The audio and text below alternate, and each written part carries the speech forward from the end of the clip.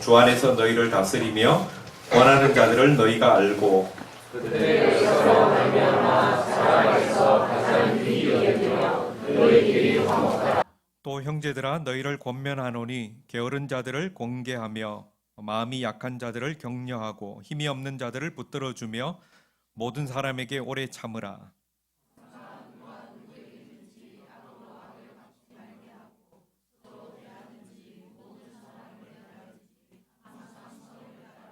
항상 기뻐하라. 범사에 감사하라. 이것이 그리스도 예수 안에서 너희를 향하신 하나님의 뜻이니라. 예언을 멸시하지 말고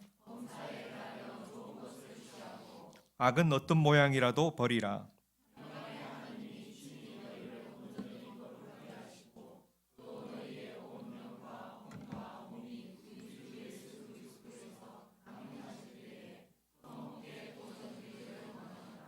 너희를 부르시는 이는 미쁘시니 그가 또한 이루시리라. 거룩하게 입맞춤으로 모든 형제에게 문안하라.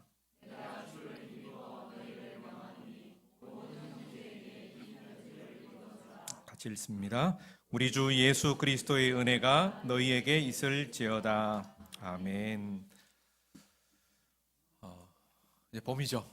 꽃들이 이제 많이 피었던데 시간이 빨리 지나가는 것 같습니다. 오늘 이제 데살로니가전서 이제 마지막 시간입니다. 마지막 시간 우리에게 또 필요한 말씀들 또 함께 나누도록 하겠습니다. 그림 보이십니까? 무슨 그림입니까? 그렇죠. 아기 새들이 있고 또 어미새가 이제 옆에서 먹을 것 이제 갖다 주는 어떤 모습입니다. 그렇죠. 입들이 얼마나 그냥 쫙쫙 벌리면서 그렇죠. 어미새에게 있어서 제일 큰 관심은 지금 뭘까요? 그렇죠. 새끼들이 어떻게 죽지 않고 생존할 것인가 하는 그게 어미새들에게 있어서 가장 큰 관심이라 그렇게 할 수 있을 것입니다. 그래서 끊임없이 새끼들을 위해 가지고 먹을 것을 갖다 주고 또 주변에 위협하는 세력들이 없나 늘 이제 관찰하죠. 그리고는 위협하는 세력들로부터 새끼들을 보호해 주는 역할. 이게 바로 이제 어미새가 이제 가장 크게 관심 갖고 하는 일이라 그렇게 할 수 있을 것입니다. 초대교회 이제 당시 이제 바울에게 있어서 가장 큰 관심과 소망이 무엇이었을까 우리가 한번 생각해 볼 필요가 있습니다. 이제 막 복음이 이제 증거되기 시작하고 교회가 이제 막 생기기 시작한 그 시대에 바울의 관심은 다른 게 아니라 바로 건강한 신앙 공동체를 어떻게 세울 수 있을까? 복음 전했던 그 교회가 어떻게 하면은 세상에 물들지 아니하고 하나님이 원하시는 복음대로의 교회가 존속될 수 있을까? 그것이 바로 이제 바울에게 있어서는 최고의 관심이었다. 그렇게 이제 말할 수 있을 것입니다. 그래서 그동안 이제 우리가 데살로니가 전서를 쭉 같이 보면서 했던 내용들도 바로 이 공동체를 어떻게 세울 것인가, 어떻게 해야 건강한 교회가 될 것인가, 여기에 관한 내용들을 계속해서 바울이 이야기하고 있는 것을 우리가 살펴봤습니다. 오늘 마지막 시간에도 이제 바울이 이제 편지를 마무리하면서 건강한 신앙 공동체가 되기 위해서 교회에 무엇이 필요한가, 반드시 필요한 필수 조건들을 몇 가지로 또 당부하는 것을 우리가 볼 수 있습니다. 물론 이제 본문을 이제 해석하기에 따라서 이제 달리 또 이제 받아들일 수도 있을 것입니다만은 제가 보는 이제 성경의 관점은 이제 그런 관점에서 이제 성경을 저는 이제 살펴봤습니다. 과연 그런 게 이제 어떤 것이 있는가 하는 것을 몇 가지 우리가 한번 보겠습니다. 첫 번째로 이제 건강한 공동체로 세워지기 위해서 반드시 있어야 하는 조건들이 무엇인가 했을 때 첫 번째로 이제 생각해 본 것은 뭡니까? 건강한 지도력과 그 지도력에 대한 존중이 과연 공동체 안에 있느냐 없느냐, 그게 이제 건강한 공동체일 수 있고, 아니면은 쇠퇴해가는 병약한 공동체로 전락할 수 있다라는 것을 바울이 우리에게 이야기해주고 있습니다. 본문 말씀 여기 보면은 우리 같이 한번 읽어볼까요? 세 번역으로 제가 이제 기록해 놓은 건데 같이 한번 읽습니다. 시작. 형제 자매 여러분, 우리는 여러분에게 부탁합니다. 여러분 가운데서 수고하며 주님 안에서 여러분을 지도하고 훈계하는 이들을 알아보십시오. 그들이 하는 일을 생각해서 사랑으로 그들을 극진히 존경하십시오. 아멘. 우리가 이제 이 말씀들을 아마 여러분들이 또 성경을 읽으면서 많이 또 읽었고 또 들었을 줄 압니다. 근데 우리가 이제 이런 본문들을 이제 접할 때 어떤 관점에서 이 본문을 접근하느냐 하는 게 또 이제 해석에 있어서 많은 차이들을 발생시킬 수 있는데요. 이제 그동안 이제 한국 교회가 이제 흘러왔던 어떤 흐름 속에서 살펴보면은 우리가 이제 많은 경우 이제 직분으로 이 말씀들을 우리가 접근하게 되는 경우들이 많습니다. 그러면은 이제 어떤 지도와 훈계를 하고 있는 어떤 그 직분에 있는 사람, 그 틀에 포커스를 맞추어 가지고 이 말씀들을 이제 해석해 버리는 경우들이 이제 많죠. 그렇게 되면은 이제 어떻게 보통 이제 설교를 하느냐면은 결국 누구를 잘 섬기라는 이야기가 됩니까? 뭐죠? 지도와 훈계를 하고 있는 그런 사람들을 잘 섬기고 대접하십시오 라고 하는 결론으로 그냥 끝나버리는 경우들을 많이 볼 수 있습니다. 그래서 못된 목사들이죠.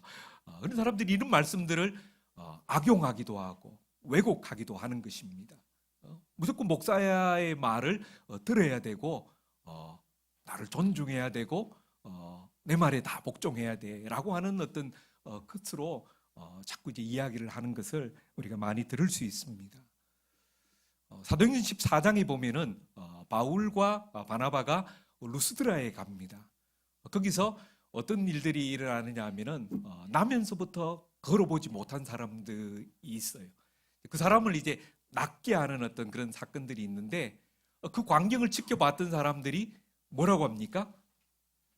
바나바와 바울을 뭐라고 하느냐 하면은 제우스가 내려왔다, 헤르메스가 내려왔다. 그러면서 막 동물을 잡아가지고 그 바울과 바나바 앞에서 제사를 지내려고 하죠. 그럴 때 바울과 바나바가 뭐라고 합니까? 막 옷을 찢으면서 제발 이런 일들 하지 마십시오. 나와 우리는 여러분과 성정이 같은 사람입니다. 하나님께서 왜 우리에게 이 복음을 전하라고 했느냐 하면은 바로 이런 헛된 일들을 하지 않도록 하라고 우리에게 복음을 전했습니다. 우리가 복음을 전하고 있습니다. 오직 누구만 섬기라는 거죠? 하나님만 섬기라는 거죠. 오늘 우리는 아무것도 아니라는 거죠. 오직 하나님만이 영광을 받으셔야 하고 하나님만이 예배를 받으셔야 하고 우리에게 주시는 모든 좋은 것은 하나님께로 비롯되어진다라는 것을 그가 강하게 이야기하는 것을 사도행전 보시면 읽을 수 있습니다.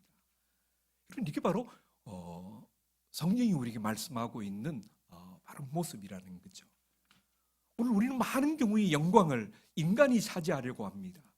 내게 무슨 특별한 어떤 것이 있어서 무엇을 하는 것으로 우리는 생각합니다. 성경은 그게 아니라는 거죠. 심는 이나 물 주는 이나 그것은 아무것도 아니라는 거죠. 오직 자라나게 하시는 이는 누구뿐이라고요? 하나님뿐이라는 겁니다. 그게 성경이 기본적으로 우리에게 가지고 있는 사상입니다. 그래서 우리가 이제 오늘 같은 이 본문들을 접할 때 우리는 직분론으로 이런 본문들을 우리가 접근하면은 앞에서 말씀드린 것과 같은 그런 오류에 우리는 빠질 수 있습니다. 그래서 이런 말씀들은 은사론적으로 접근해야 되는 거죠. 어떤 직분을 가지고 있는 어떤 그 직분의 틀에 묶어서 지도와 훈계는 어떤 사람만이 할 수 있는 특별한 영역으로 그렇게 설정하면은 그것은 잘못 가는 거라는 거죠. 우리가 은사론적으로 설정할 때는 물론 우리 교회에 그런 지도와 훈계의 역할을 담당하는 분들이 계시지만은 그 틀 안에 매여서 우리가 생각할 게 아니라 모든 사람에게 하나님의 은사는 주어질 수 있다라는 것을 우리가 인정하는 게 그게 하나님의 주권을 믿는 거라는 거죠. 그래서 어떤 지도력이 특정 직분에게만 매여 있지 않고 다양한 공동체 안에 있는 사람들을 통하여서 이것은 발휘될 수 있다라는 사실들을 우리가 사전적으로 우리가 갖고 있는 게 필요하다라는 것입니다. 그래서 우리가 내용을 살펴보면요, 주 안에서 이루어지는 지도와 훈계가 건강한 교회는 제대로 시행되고 있나 없나, 그것을 바울은 이야기하고 있습니다. 주 안에서 이루어지는 지도와 훈계, 이게 이제 굉장히 중요한 거죠. 교회는 주 안에서 계속적으로 지도와 훈계가 이루어져야 그게 바로 건강한 교회다라고 성경이 우리에게 말씀하고 있습니다. 그래서 교회가 가야 할 비전이나 방향, 또 그것을 이룰 수 있는 어떤 실천 전략에 대해서 교회는 계속해서 하나님의 음성이 교회 안에 들려져야 된다는 거죠. 그래서 우리는 누군가의 어떤 메시지들을 통하여서 하나님의 음성을 우리는 계속해서 공동체가 들을 수 있어야 되는 거죠.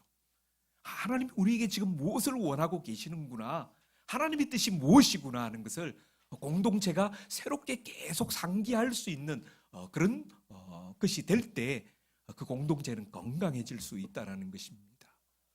영적으로 어두워질 때는 하나님의 음성이 들리지 않죠. 우리 성경에도 그런 모습들을 자주 보지 않습니까?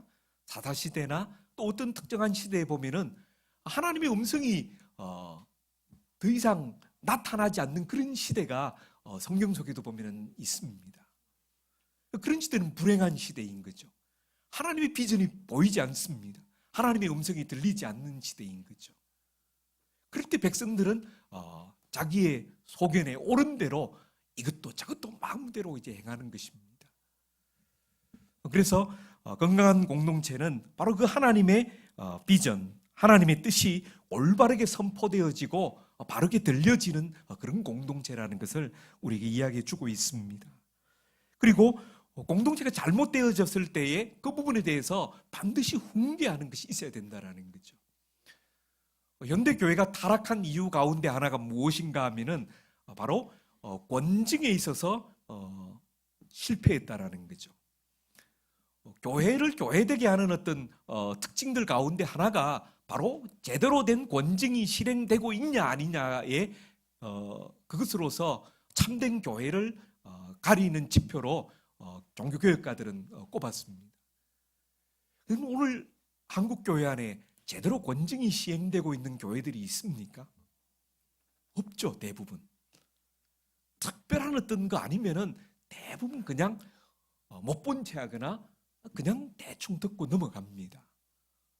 그게 바로 교회를 세속화시키고 교회를 약하게 만드는 주된 이유라고 많은 사람들은 이야기합니다. 하나님은 잘못된 부분에 있어서 분명히 그것을 지적하라고 이야기하죠. 우리 전사님 이제 설교하셨는데 이스라엘 공동체 안에 아간이라고 하는 한 사람이 범죄한 그 범죄는 그 한 사람만의 문제로 끝나는 게 아니라는 거죠. 공동체 전체가 실패할 수 있는 거죠. 그렇기 때문에 그 사람만의 어떤 문제로 우리가 가만히 두고 우리끼리 잘하면 되지, 그래서는 안 된다는 거예요. 누룩 이야기하고 있는 것도 다르지 않습니다. 작은 누룩이 물론 이것을 긍정적으로 우리가 해석할 수도 있고 또 하나는 부정적으로도 우리가 볼 수 있는 거예요. 작은 누룩이 전체를 다 변질되게 만들 수 있는 겁니다. 그렇기 때문에 우리 한 사람 한 사람이 나 한 사람의 문제가 아니라 우리 전체의 문제가 될 수 있다라는 생각을 가져야 돼요. 그렇기 때문에 교회는 그 잘못에 대해서 명확하게 이야기할 수 있어야 되고 그것을 바로 잡아야 되는 거죠. 못 본 채하고 그냥 가는 방향 그대로 두면은 그 교회는 하나님이 의도하신 교회와는 상관없는 건강하지 못한 공동체로 세워질 수 있다라는 것을 성경이 우리에게 말해주고 있습니다. 그런 면에서 우리 교회는 과연 건강한 지도력이 행사되고 있는가, 그런 면들을 우리가 늘 살펴봐야 되는 거죠. 그 다음에 보면은 지속적인 지도력 개발과 사역 주체가 생성되어지는가, 말들이 좀 어렵죠. 그러니까 이제 은사론적으로 우리가 이제 지도력이라는 것을 우리가 생각할 때에 그 지도력은 계속해서 개발되어져야 된다라는 거죠. 어떤 특정 주체만이 갖고 있는 어떤 지도력이 아니라 우리 안에 있는 모든 각 사람들이 지도력이 계속해서 개발되어져야 된다는 것을 이야기하고 있는 거예요. 그래서 어떤 때는 이런 사람을 통해서 하나님의 뜻이 우리 가운데에 선포되어지기도 하고, 어떤 때는 또 누군가를 통해서 우리 가운데 그런 하나님의 뜻이 선포되어지기도 하는 거예요. 그 일반 교회나 국가교회 체제 안에서는 그것이 용납이 되질 않습니다. 그렇잖아요. 모든 것은 사제를 통해서만 선포되어야 그게 바로 질서정연한 거예요. 근데 하나님께서 원하시는 성령의 공동체는 그렇지 않습니다. 우리 공동체 안에 있는 누구든지 은사 주체가 될 수 있다라는 거예요. 하나님이 어떤 때는 저 지극히 작은 어린아이를 통해서도 한 공동체를 새롭게 하시는 그런 하나님의 뜻을 선포할 수 있는 거예요. 우리가 그것을 인정할 수 있어야 됩니다. 그럴 때 우리 공동체가 내가 아닌 누군가를 통해서 하나님의 뜻이 전해지고 들려질 때 우린 그것을 오히려 감사할 수 있어야 되는 겁니다. 그런 풍토가 우리 안에 인정되어져야 되는 거죠. 우리가 지난 수련회에 가서도 이제 우리 장로님이 이제 그런 또 비전들을 많이 이야기해 주셨죠. 우리 교회 올 한해 미세 플라스틱 안 쓰기, 플라스틱 만드는 거 안 쓰기, 이런 게 어떻게 보면 하나의 어떤 비전으로서 우리에게 제시가 되는 거죠. 우리 교회가 지향해야 할 바, 그것이 하나님의 뜻에 비추어 볼 때에 더 옳다라는 어떤 생각들이 우리 안에 공유가 되는 거죠. 이제 그런 게 하나의 어떤 지도력으로서 새롭게 자꾸 등장되는 거죠. 그러면 지도력만 개발되어지는 게 중요한 게 아니라 그 다음에는 뭐가 있어야 됩니까? 사역 주체들이 계속해서 교회 안에 세워져야 되는 거죠. 누군가가 이제 그런 생각들을 이야기했을 때에 그것을 내 문제로 가지고 내가 그러면 그 일들을 해보겠습니다라고 사명감 가지고 나서는 사람들이 필요하다라는 거죠. 그럴 때 교회는 더 건강한 모습으로 사역들이 전개될 수 있습니다. 여러분, 대부분 교회들 보면 어떻습니까? 작든 크든 간에 어떻게 합니까? 사람은 몇 명 안 되는데 유치부, 유년부, 중등부, 고등부, 청년부, 부서를 막 다 만들고 전도회, 또 그 다음에 선교회, 성가대 다 만들어요. 먼저. 왜 그렇습니까? 기존 교회에서 다 하는 거니까는 원래 교회 안에는 그런 게 있어야 될 줄로 그렇게 생각합니다. 그리고는 이제 사람들을 그제부터 이제 찾기 시작해요. 당신 이거 좀 하십시오. 못하는데요. 주님의 이름으로 권하노니 하십시오. 마지못해서 그냥 합니다. 근데 한 사람이 한 개만 합니까? 아니죠. 교회 안에 보면은 대부분 막 2개, 3개, 4개 이것도 갔다 여기 갔다가, 그러니까 그 일 하다가 지쳐서 그냥 아무것도 못하는 거죠. 사역도 제대로 될까요? 제대로 안 굴러갑니다. 그냥 하는 거죠. 해야 되니까. 이런 게 가지고 있는 문제점들을 우리가 볼 수 있어야 돼요. 왜 그렇게 되어지는가? 왜 교회에 꼭 성가대가 있어야 되지? 교회에 왜 꼭 전도회가 있어야 되지? 그냥 우리가 어릴 때부터 그렇게 있었으니까는 당연히 있어야 되는 것으로 생각하고 우리는 그렇게 시도합니다. 아무것도 없어도 교회로 존재할 수 있는 거예요.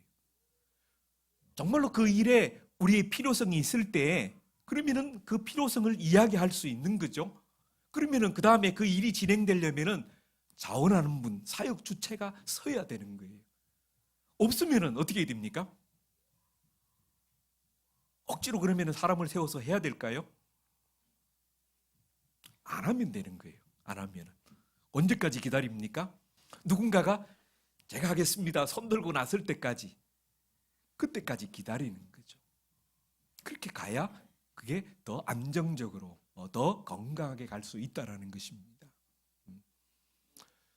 저희 공동체에서 자주 이제 그런 이제 몇 년마다 한 번씩 이제 부서 조직 이런 걸 바꾸고 하기는 하는데 이제 한 번은 이제 아이들 교회는 저게 따로 있거든요. 근데 이제 아이들을 맡아서 하는 교회는 매일 아이들과만 이제 같이 이제 예배를 드려야 되고 아이들에게 집중해야 되다 보니까는 힘들어요.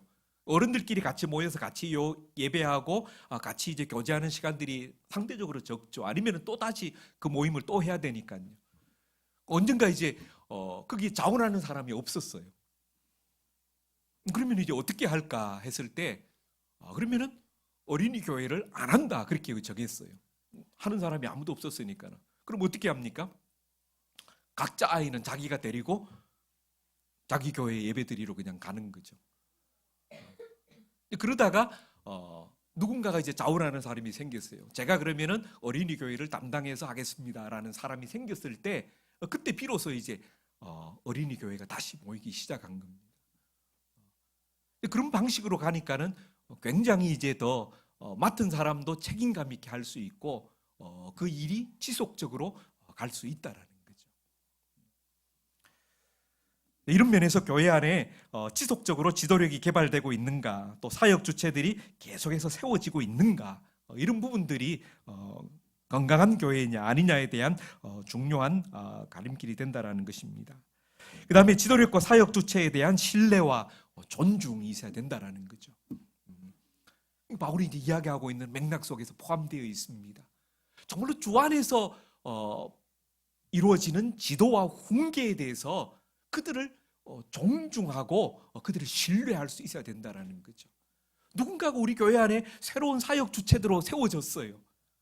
그러면 잘하나 못하나 뭐 비판만 하고 그럴 게 아니라 그들이 오랫동안 기도하고 생각하면서 해나가는 그 방향에 대해서 나는 별로 생각 안 했잖아요.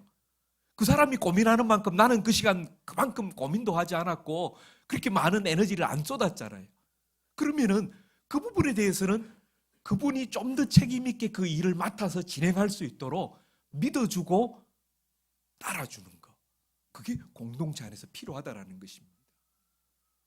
그래서 우리는 교회 안에서도 1인 1표제라는 것을 시행할 때가 있잖아요. 어떤 안건에 대해서 그냥 사람들 모이십시오 그래가지고 투표로 그냥 그래서 과반수 이상 되면은 통과 그렇게 하잖아요. 그 방식이 굉장히 민주주의적인 것 같은데 실은 그게 갖고 있는 오류들이 굉장히 많을 수 있다라는 거죠. 왜 그렇습니까? 어떤 사안에 대해서 만약에 주일학교에 관련된 문제들을 누군가가 이제 필요해서 안건을 냈어요. 그럼 그분은 거기에 대해서 굉장히 고민하고 연구하고 여러 가지 현실적인 부분들에 대해서 생각하면서 제안을 한 거예요. 그러면 거기에 대해서 한 번도 생각지도 않았고 고민하지도 않았고 모르는 사람이 와서 그날 이야기 들어보고 이게 맞나 저게 맞나 그러고는 손들고 해서 무언가를 결정해 버리는 것은 과연 그게 바른 방향으로 결정이 될 수 있을까 생각해 봐야 될 부분이라는 거죠. 그래서 오늘 교회 안에서 민주성 이런 것이 과연 바람직한지 우리가 물어야 될 질문들입니다. 그래서 민주적인 것보다도 가급적 사역 주체들이 기도하면서 바른 판단으로 제안할 때 그 부분을 공동체가 듣고 큰 무리가 없을 때 따라주고 지지해주는 그런 방향들이 교회가 건강하게 갈 수 있는 방향이라는 것을 이야기해주고 있습니다. 그렇기 때문에 지도력과 사역 주체에 대한 존중이라고 하는 것은 그들을 대접하고 떠받들라라는 의미가 전혀 아니죠.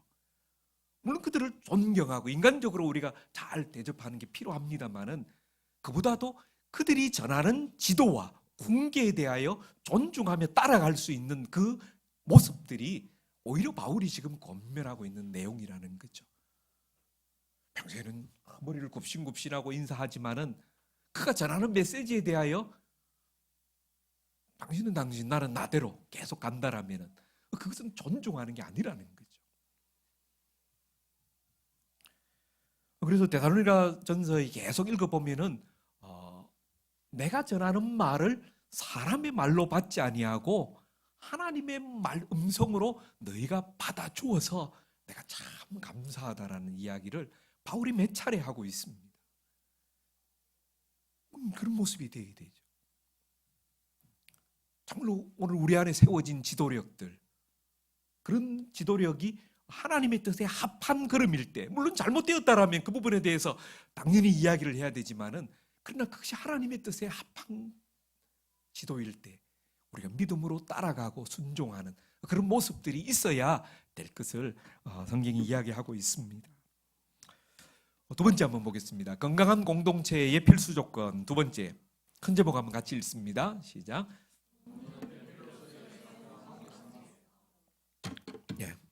계속 몇 번 반복되어졌던 이야기이기 때문에 뭔 말인지 여러분 대충 이제 짐작하시겠죠. 본문 보면은 형제 자매 여러분, 여러분에게 권고합니다. 무질서하게 사는 사람을 훈계하고 마음이 약한 사람을 격려하고 힘이 없는 사람을 도와주고 모든 사람에게 오래 참으십시오. 아무도 악으로 악을 갚지 말고 도리어 서로에게 모든 사람에게 항상 좋은 일을 하려고 애쓰십시오. 그렇게 바울이 권면합니다. 여기 보면은 네 부류의 사람들이 나옵니다. 어떤 사람입니까? 무질서하게 사는 사람도 있어요. 그 다음에 마음이 약한 사람도 있어요. 그 다음에 힘이 없는 사람도 있습니다. 그리고 마지막에 모든 사람에게 대해서 어떻게 하라는 것을 이야기합니다. 이제 각각에 해당되는 사람에게 어떤 방식으로 너희가 관계를 맺어야 될 것인가 하는 것을 바울이 권면합니다. 첫 번째가 이제 무질서하게 사는 사람에 대해서는 뭐하라 그러죠? 훈계하라는 거죠. 교회 안에 잘못 삐딱하게 나가는 사람도 있을 거 아니에요, 그죠? 우리가 이렇게 하자 규율을 정했는데 그 규율을 지키지 않고 자기 마음대로 하는 사람들도 있을 거 아니에요. 그런 사람 보거든 그냥 내버려둬. 쟤는 제 마음대로 살게, 그냥 우리나 잘 살면 되지. 그렇게 두지 말라라는 거예요. 무질서하게 사는 사람이 있으면은 교회가 따끔하게 때로는 훈계하라는 거죠.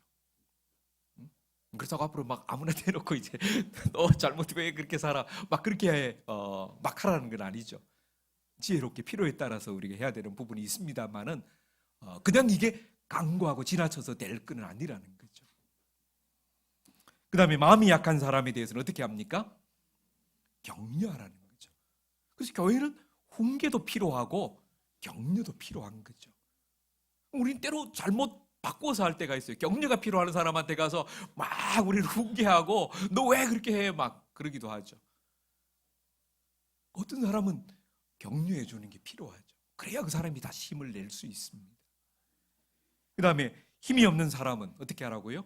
도움을 주라는 거죠. 실제적으로 그냥 말만 하고 그냥 기도만 하고 그냥 그것만 할 게 아니라 그 사람이 힘을 낼 수 있도록 뭔가 실제적인 도움을 주라는 거죠. 그죠? 그래서 우리 주기도문에서 뭐라고 합니까? 오늘날 우리에게 일용할 양식을 주옵시고 그런 기도를 하잖아요. 근데 하나님의 입장에서 여러분 어떨까요? 이미 우리에게 일용할 양식들이 다 주어져 있어요. 근데 우리는 저 아프리카에 있는 사람들을 향하여서 또 굶어가는 그 사람들을 바라보면서 하나님 저들에게도 일용할 양식을 주십시오라고 계속해서 기도만 하고 있습니다. 하나님이 들으시고 뭐라고 할까요? 네가 주라 그럴 거야. 나는 이미 다 줬다라고 말씀하시죠. 그렇잖아요. 우리의 해야 할 몫을 하나님 우리가 하기를 원하신다라는 것입니다. 교회 안에서도 서로 기도해야 될 부분이 있고 어떤 부분은 내가 실제적으로 내 주머니를 틀어서 도와야 할 부분이 있는 거죠. 내가 시간을 내고 내 힘을 들여서 함께 해야 될 부분이 있다라는 거죠. 우리는 너무 립 서비스에만 익숙해 있죠. 말로만 기도하고 있습니다. 기도할게요. 그게 마치 그냥 예의상 그냥 하는 그거인 것처럼 우리는 그렇게 합니다. 그게 전혀 나에게 위로가 되지 않는 말일 수 있는 거예요. 그리고 모든 사람에게 대해서 어떻게 하라 그럽니까? 오래 참으라. 여러분 모든 사람이라는 것은 무엇을 의미할까요? 다양한 사람인 겁니다. 교회 안에 나와 같지 않는 다양한 사람들이 다 있는 거죠. 성격도 다르고 방식도 다르고 살아온 여러 가지 환경도 다르고 가치관, 기호도 달라요. 그런 모든 사람에게 대하여 오래 참을 수 있다라는 것은 그 사람을 수용하라는 의미입니다. 받아들이라는 거죠. 내 틀에 맞추려고 하지 말고 그의 모습 그대로를 존중하고 있는 그 모습 그대로 바라볼 줄 아는 것. 그게 바로 바울이 우리에게 주고 있는 권면입니다. 결국 우리가 돕는 배필로서 상호 관계를 맺어간다라고 하는 것은 무엇에 초점을 맞추는 것입니까? 어디에 초점을 맞춥니까? 사람에 초점을 맞추는 거죠. 교회라고 하는 것은 결국 사람을 세우는 데에 모든 초점이 모아져 있습니다. 어떻게 우리가 예수 그리스도를 주로 고백하는 그 신앙에 걸맞는 믿음의 사람으로 하나님 앞에 서 있을 수 있을까? 나도 서고 내 옆에 함께하는 사람들도 같이 세워가는 거. 이게 바로 건강한 교회라는 거죠. 이번 주에 뉴스엔조이에서 사랑의 교회 오정현 목사님과 그 형제회라고 하는 어떤 그 모임들이 그러니까 교회 건축하기 이전에 했던 이야기들을 그 녹음한 걸 이제 들려줬어요. 오정현 목사가 이제 교회를 굉장히 짓고 싶어 했죠. 오카르 목사님 살아계실 때 교회 건축은 안 된다. 우리는 이대로 족하다. 이게 우리의 그래도 나름 프라이드다. 그렇게 하면서 그걸 지켜왔는데 오정현 목사 오고 난 이후부터 계속 너무 좁다. 이걸로는 안 된다. 다음 세대에 뭔가를 만들어가기 위해서는 건물을 지어야 된다. 굉장히 강하게 요청했습니다. 그래서 그 형제들, 그러니까 사랑의 교회 출신 목회자들이 모인 모임이에요.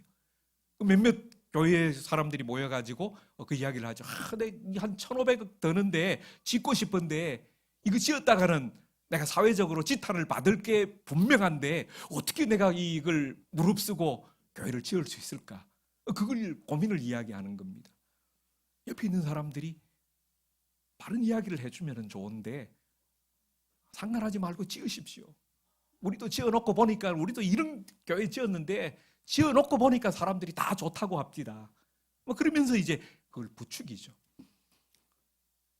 오정현 목사가 가지고 있는 생각 속에는 우리가 다음 시대에 크게 영향력을 미치고 하나님 나라를 세우기 위해서는 이런 멋진 교회를 건물을 짓는 게 필요하다라고 본 거예요. 옥하는 목사님 세대는 이미 그 시대로 갔고 나의 시대에는 그게 필요하다라고 그렇게 그분은 생각한 거예요.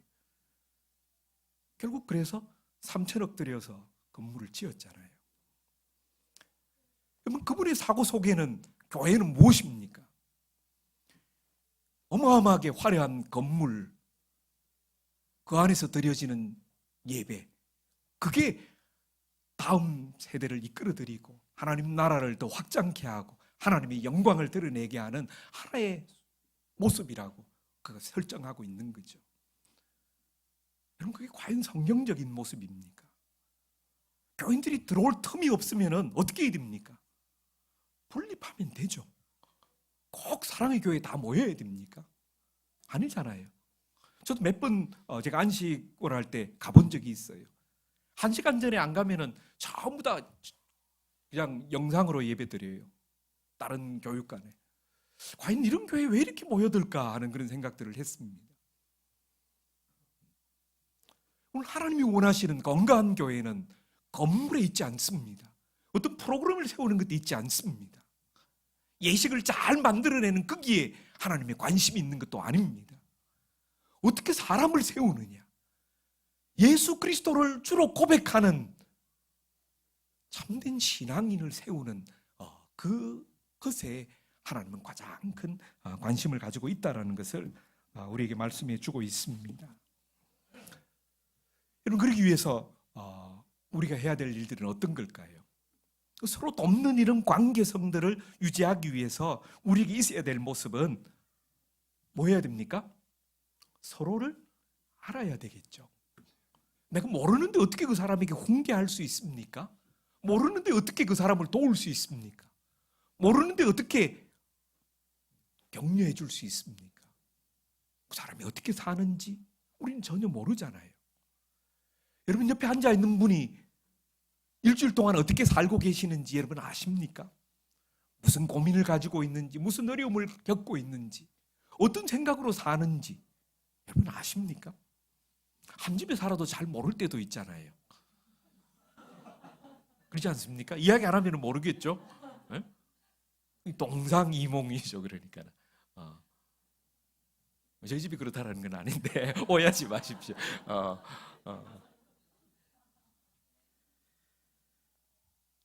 그래서 우리가 숨지 말고 투명한 관계 속에 있어야 됩니다.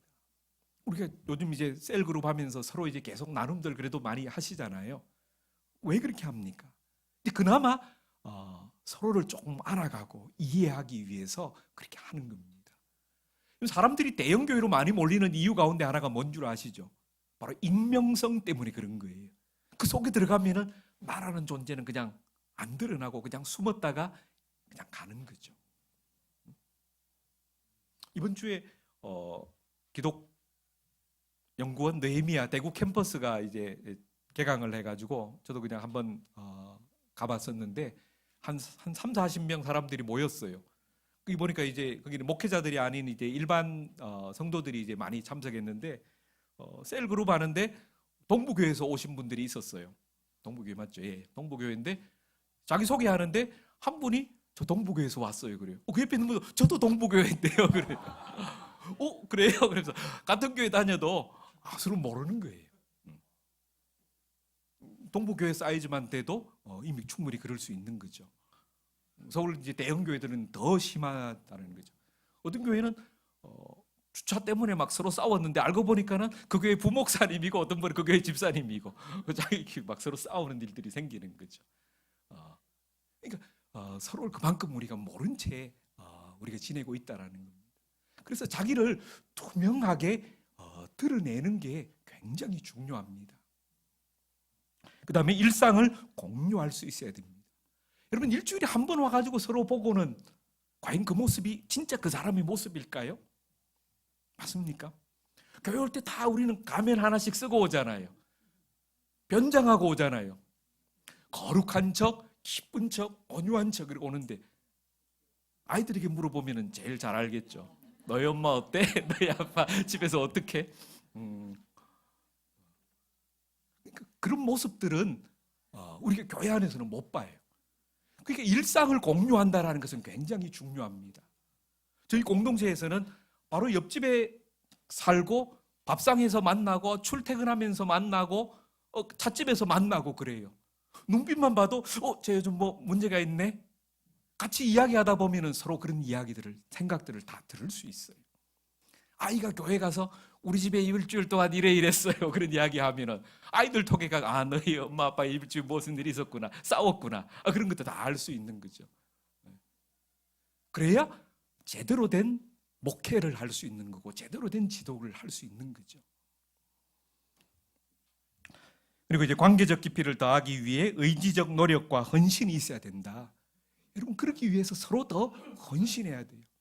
다 바쁜 세상을 살다 보면은 서로 얼굴 한번 보기 힘들고 전화 한번 하기도 실제적으로 어렵습니다.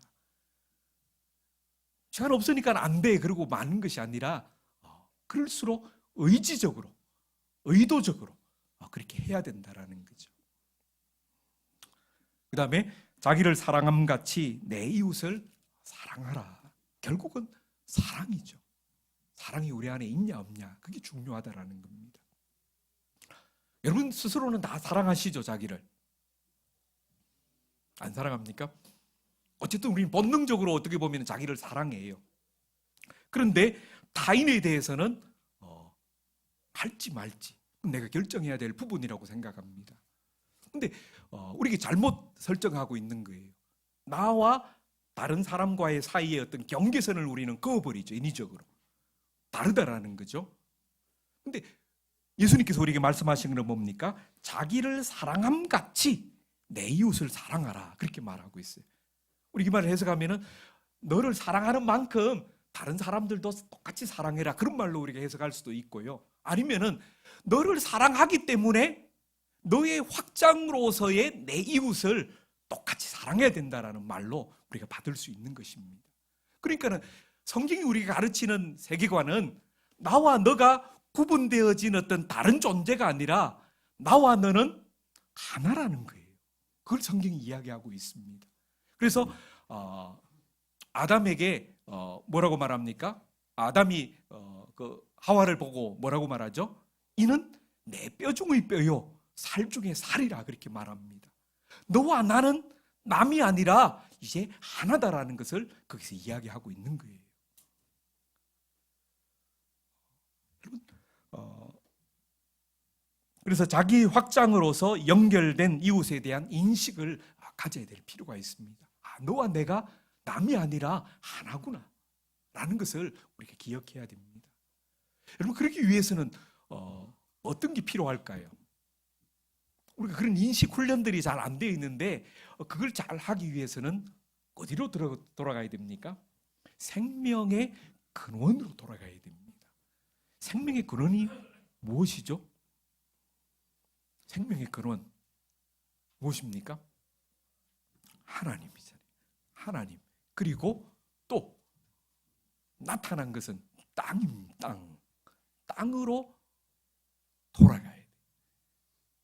그래서 땅을 일구고 그 안에서 작물들을 길러보면은 나와 이 무생명들이 떨어져 있는 게 아니라 하나구나 하는 것을 우리가 느낄 수 있는 거죠.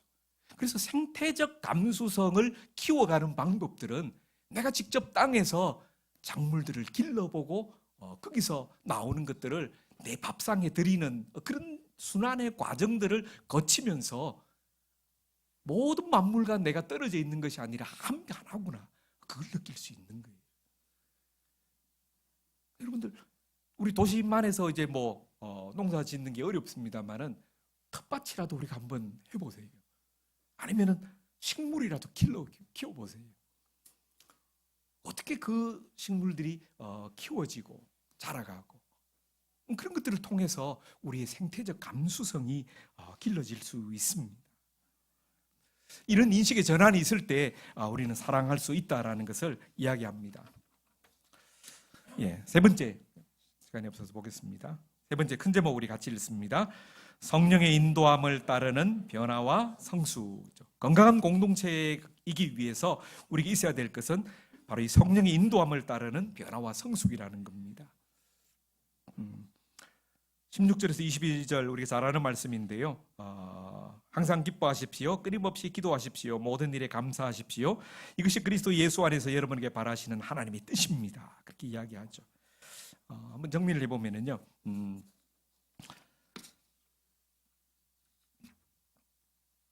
우리 잘 그냥 아는 말씀이죠. 항상 기뻐하라. 그 다음에 쉬지 말고 기도하라. 모든 일에 감사하라. 그렇게 하죠. 이 성경이 이게 너희를 향하신 하나님의 뜻이다. 그렇게 이야기를 하고 있어요. 근데 여러분 과연 이 뜻이 여러분의 삶 가운데서 그대로 잘 되고 있습니까? 항상 기뻐하라. 항상 기뻐합니까? 하나님이 정말 우리에게 실현 가능한 이야기를 하시나 싶을 때가 있죠. 항상 기뻐할 일보다는 눈 뜨는 순간부터 막 짜증이 팍 몰려올 때도 있잖아요. 항상 쉬지 말고 기도할 수 있을까? 모든 일에 어떻게 감사하지? 감사할 것보다는 오히려 원망할 일, 짜증나는 일, 불평할 일들이 실제적으로 살다 보면은 더 많을 때가 있잖아요. 근데 왜 하나님께서 우리에게 이것을 강요하실까? 우리에게 이것을 명령하실까? 이 말씀을 과연 그러면 우리가 어떻게 받아들여야 될까?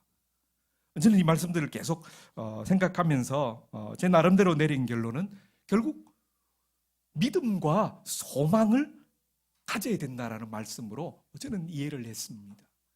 지금 삶이 기뻐할 수 없고 감사할 수 없는 그런 어떤 삶의 형편이지만은 여전히 하나님께서 하실 일들을 기대하면서 믿음을 가지라는 거죠. 소망을 가지라는 거죠. 우리가 지난주에 우리의 소망의 이유들을 우리가 살펴봤잖아요.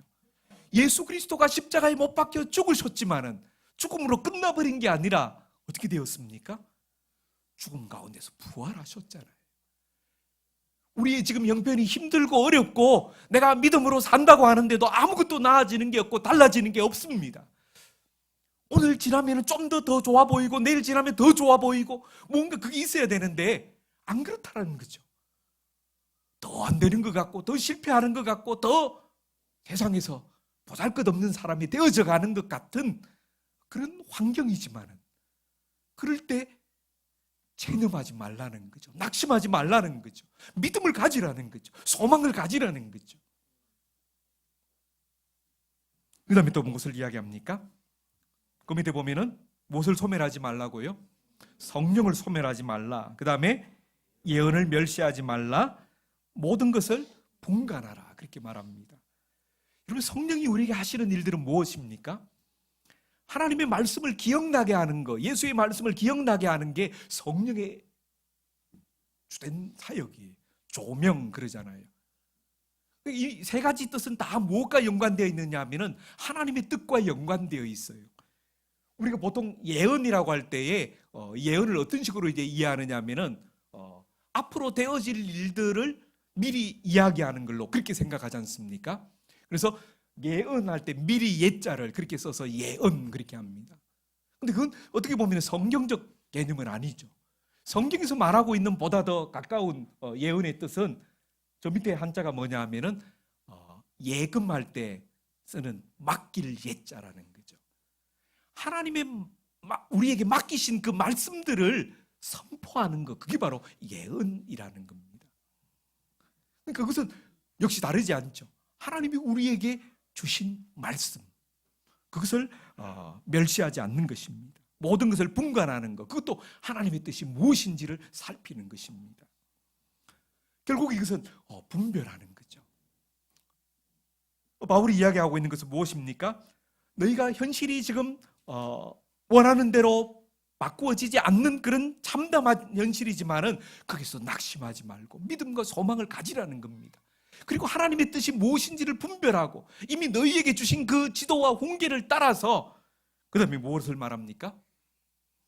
좋은 것은 붙잡고 악한 것은 모양이라도 버리라. 너희가 이것이 하나님의 뜻에 합한 것이다라고 아멘 했다 그러면은 어떻게 하라고요? 붙잡으라는 거죠. 그 말씀대로 살라라는 거죠. 그리고 악은 모양이라도 버리라. 여러분, 끊임없이 우리의 삶 가운데 일어나야 될 모습이 바로 이거라는 거죠.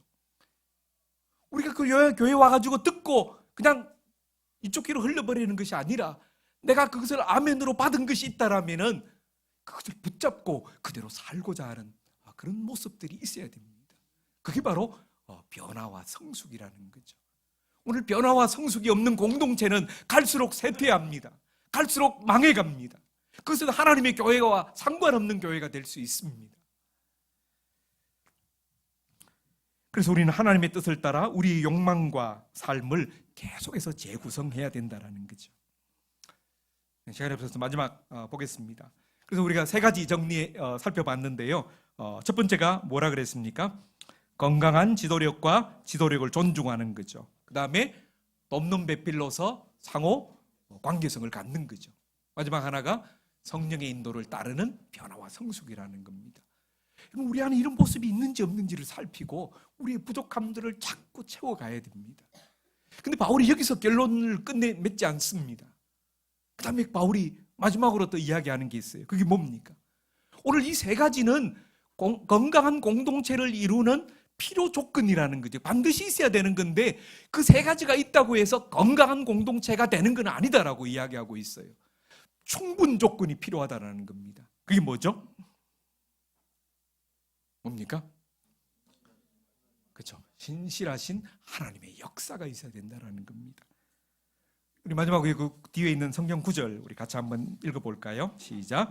평강의 하나님이 친히 너희를 온전히 거룩하게 하시고 또 너희의 온 영과 혼과 몸이 우리 주 예수 그리스도께서 강림하실 때에 흠없게 보존되기를 원하노라.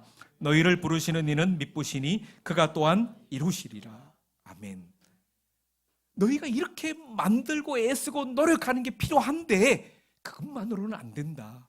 결국 그 일을 이루시는 이는 누구라는 겁니까? 하나님이라는 거죠. 하나님이 반드시 그 일들을 이루실 것이라. 여러분, 우리가 이것을 아멘으로 받는다라면은 교회는 오늘 어떻게 해야 됩니까? 뭐 하지 말고요? 교만하지 말라라는 거죠. 우리가 뭔 수고를 해서 하나를 이루었습니다. 야, 우리가 이만큼 했다라고 자만할 것이 없다라는 거예요. 자랑할 것이 없다라는 거예요. 누가 하신 일이기 때문에 그렇습니까? 하나님이 하신 일이기 때문에 그런 거예요. 그리고 낙심하지 말라라는 겁니다. 지금 우리가 노력해도 안 돼요. 낙심하고 주저앉을 게 아니라 하나님이 이루실 것이기 때문에 그 하나님을 바라보며 소망을 가지고 계속 하라는 거죠. 그 다음에 우리가 해야 될 것은 뭡니까? 가난하고 애통한 자로 주의 도우심을 구하라는 거죠. 그래서 교회는 지난번에 정목사님 우리 계속해서 산상수훈하면서 이야기하셨던 부분들이죠. 가난하고 애통한 마음으로 주님 앞에 은총을 구하는 것. 여러분, 이게 우리가 해야 될 일들입니다. 마지막으로 두렵고 떨림으로 너희 구원을 이루라. 늘 우리는 두렵고 떨림으로 우리가 해야 될 몫을 성실하게 감당해 나가는 것. 이게 바로 교회에게 바울이 주시는 마지막 권면의 말씀이라는 것입니다. 오늘 우리는 하나님 주시는 새로운 꿈과 비전을 향하여서 지금 달려가고 있습니다. 작은 사람들이 모여서 우리가 뭘 할 수 있을까? 우리가 한다고 뭐가 달라질까? 때로는 그런 생각 속에서 체념하기도 하고 그냥 주저앉기도 할 때가 있었을 겁니다. 다시 하나님께서는 그 비전들, 너희가 바라보고 너희가 옳다고 생각한 그것이 정말 하나님의 뜻에 합하다면 낙심하지 말고 체념하지 말고 믿음으로 주의 은혜를 구하며 과감히 가야 할 길을 계속하라고 우리에게 요구하고 있는 것입니다. 오늘 그렇게 할 때 하나님께서는 반드시 주의 날이 임하게 하실 것이고 하나님 나라가 우리 가운데 임할 것을 보게 될 것이다 라고 성경이 이야기하고 있습니다. 여러분들 이 말씀들을 늘 기억하면서 오늘 우리가 더 나아가야 할 부분들 무엇이 있는지를 우리가 살피고 그 뜻 가운데 힘있게 살아가는 더 좋아 여러분의 삶 되기를 주님의 이름으로 간절히 소망합니다. 찬양 우리 같이 하나 드리겠습니다.